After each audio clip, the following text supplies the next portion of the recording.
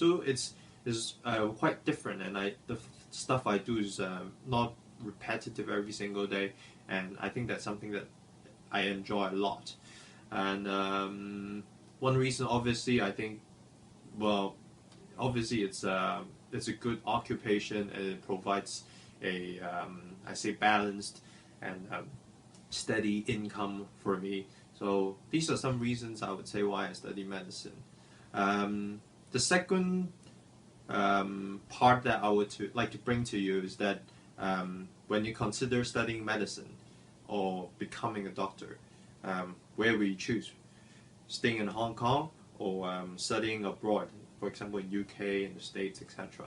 So for me, I basically applied to both Hong Kong and foreign places, and I think a few questions that will go through your mind is, one, obviously the cost.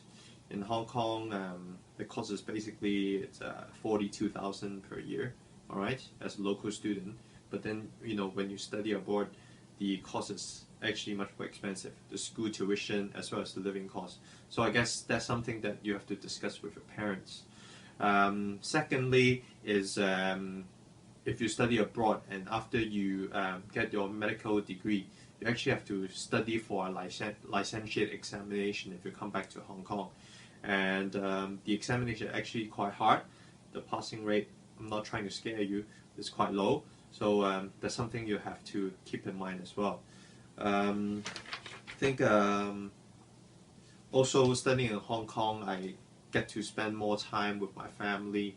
So that's one thing for me that was quite important. And after discussion with my family and my friends, and finally I decided to stay in Hong Kong to pursue medicine. So I guess that's something that you have to think of when you choose the institution, whether you stay in Hong Kong, whether you want to study abroad. So maybe next I'll talk a little bit about the school I went to. So basically in Hong Kong for medicine, you can either enter the University of Hong Kong or Chinese University. So for me, I went to University of Hong Kong. It's you get to meet a lot of different people there, especially if you live in residential halls. You meet people who study different subjects, not just medicine. You get friends who are lawyers, who study accounting, friends who study finance, business, engineering. So you get to meet a lot of different people from different backgrounds and studying different subjects in university, especially if you live in